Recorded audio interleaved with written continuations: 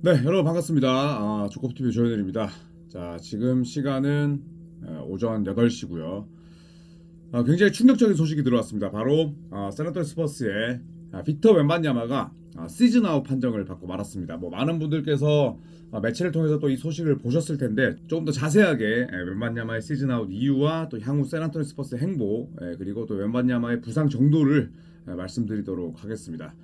자, 일단 첫 번째 무엇 때문에 시즌 아웃이 됐을까? 일단 웬바냐마가 올스타 기간 내내 좀 에너지 저하를 호소했다고 해요. 그 왜 뭐 그럴 때 있잖아요. 몸에 뭐 힘이 없고 그다음에 무기력하고 뭐 이런 증상들을 웬바냐마가 계속 팀에 호소했다고 합니다. 물론 뭐 올스타전은 굉장히 열심히 뛰었고 또 마지막까지 가장 열심히 뛰었던 선수가 웬바냐마이긴 한데 그러자 뭐 팀도 수상함을 감지했죠. 네, 수상함을 감지하면서 이틀의 휴식기를 통한 진단 결과 오른쪽 어깨에 이 혈전이 발견됐다고 합니다. 그러니까 이거는 샌안토니 스퍼스가 굉장히 빠르게 대처를 한 거죠.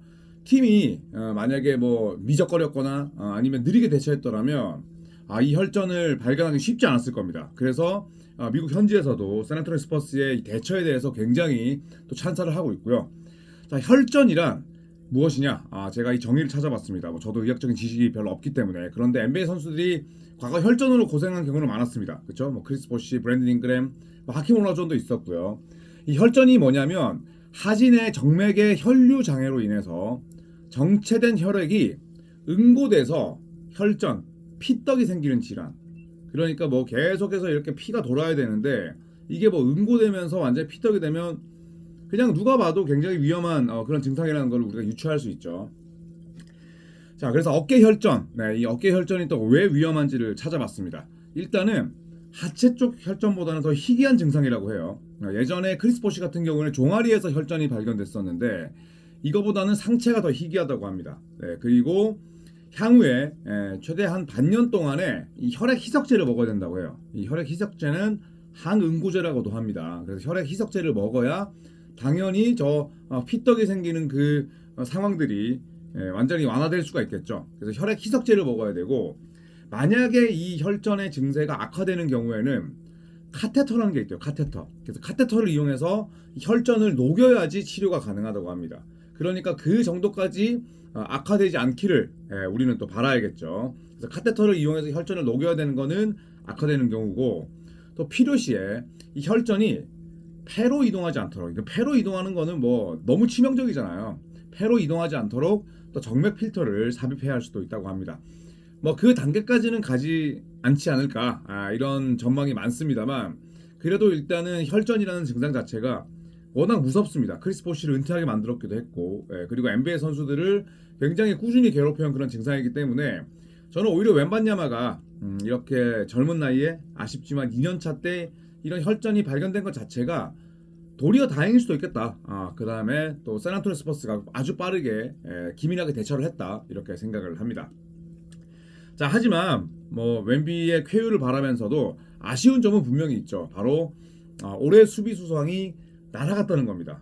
저희가 얼마 전에 웬반야마의 올해 수비상 확실하고 아데바요나 또 앤서니 데이비스가 그만 좀 징징거렸으면 좋겠다 이런 말씀을 드렸었는데 시즌 아웃으로 인해서 65경기 이상 출전이 불가능해졌습니다. 현 시점에서 웬반야마의 2년차 시즌 출전 경기는 46게임으로 마무리가 됐고요. 확실시됐던 수비왕 그리고 올 NBA 팀 탈락도 확정됐습니다. 일단 올해 수비수상은 뭐 웬반야마 말고는 없었어요. 그런데 결국 아웃됐고 올 NBA 팀도 뭐 서드 팀은 기본으로 들 수 있을 만큼의 활약이었는데 이것도 들지 못하게 됐습니다. 자, 하지만 그렇다고 해서 뭐 웬만냐마 2년차 시즌이 아쉬움으로만 점철된 건 아니었어요.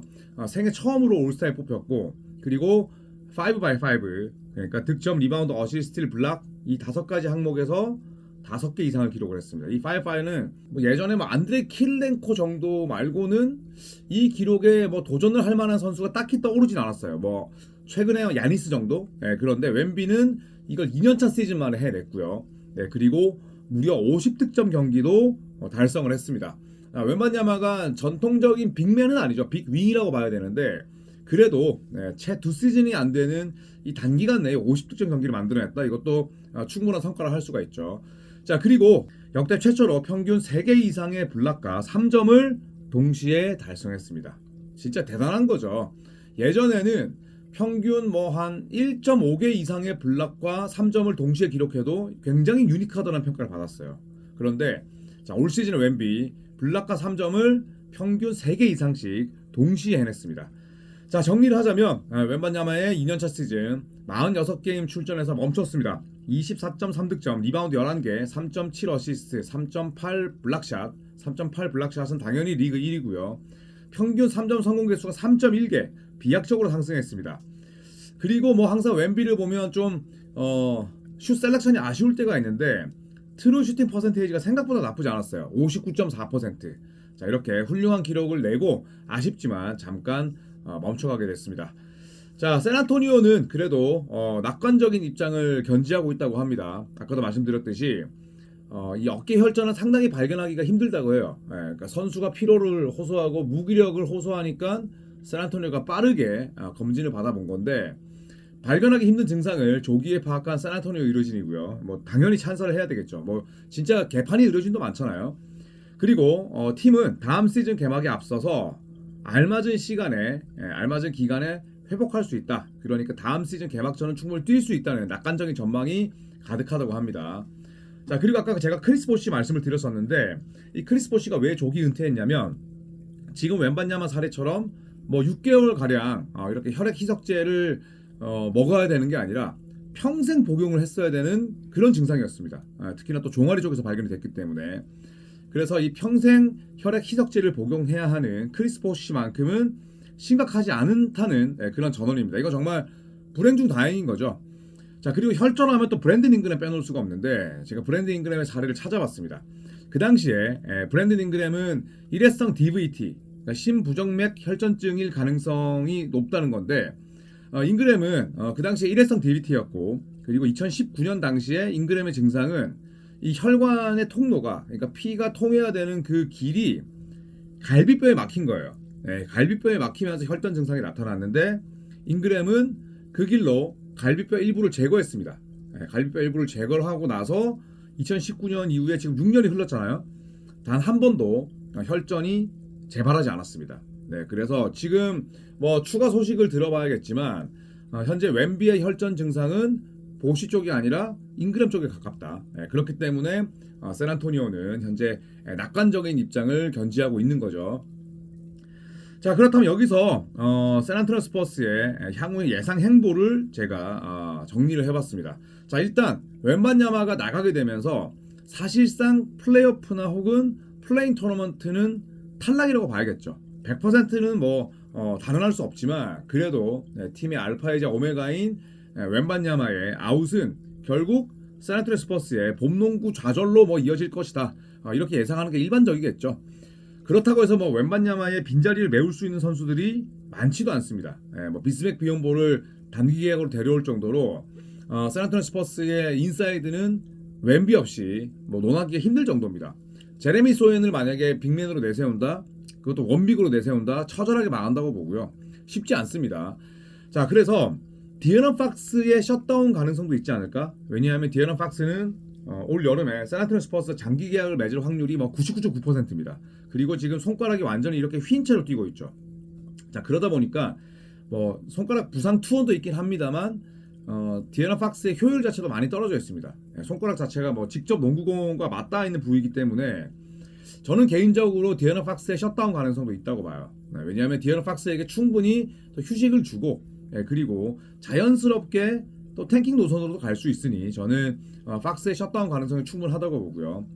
또 하나 샌안토니오 스퍼스에 비례하면 뭐 켈든 존슨은 좀 애매해졌습니다만 스테픈 캐슬 뭐 당연히 지금 첫 번째 손에 꼽히고 뭐 두 번째가 한 데빈 바셀, 세 번째가 한 제레미 소엔, 이 정도가 아닐까 싶은데 디에런 팍스는 조금 타임라인이 다르고 그래서 저는 미치 존슨 감독 대행이 스테픈 캐슬과 데빈 바셀 등 영건들을 결국 1, 2 옵션으로 활용하는 그런 시험을 할 것이다라고 봅니다. 특히나 스테픈 캐슬이 아주 뭐 번뜩이는 활약을 주전과 벤치로 오가면서 보여주고 있고 또 이번 올스타 위켄드 거의 뭐 10잡스였죠. 토, 일, 월 다 출전을 하면서 저는 충분한 자신감을 가졌을 거라고 생각을 해요.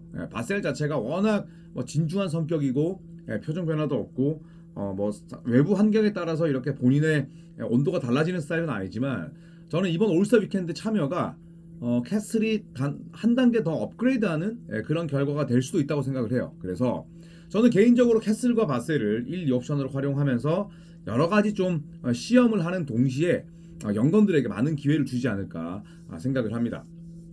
자, 그래서 아까도 말씀드렸듯이 팍스가 셧다운을 한다면, 팍스가 시즌아웃을 선언을 한다면 곧바로 샌안토니오는 탱킹 노선으로 변할 겁니다. 그래서 이거는 뭐 자연스러운 흐름이라 볼 수밖에 없는 거죠. 봄 농구를 용서받자 출전하지 못한다면 베테랑이 때마침 부상 중이네. 그리고 우리가 키워야 할 선수도 있네. 당연히 노선을 변화하는 건 저는 뭐 이상하다고 생각하진 않거든요. 그래서 탱킹 노선으로 변화하면서 스테픈 캐슬의 신인왕을 좀 푸시하는 그런 그림으로 가지 않을까 생각을 합니다.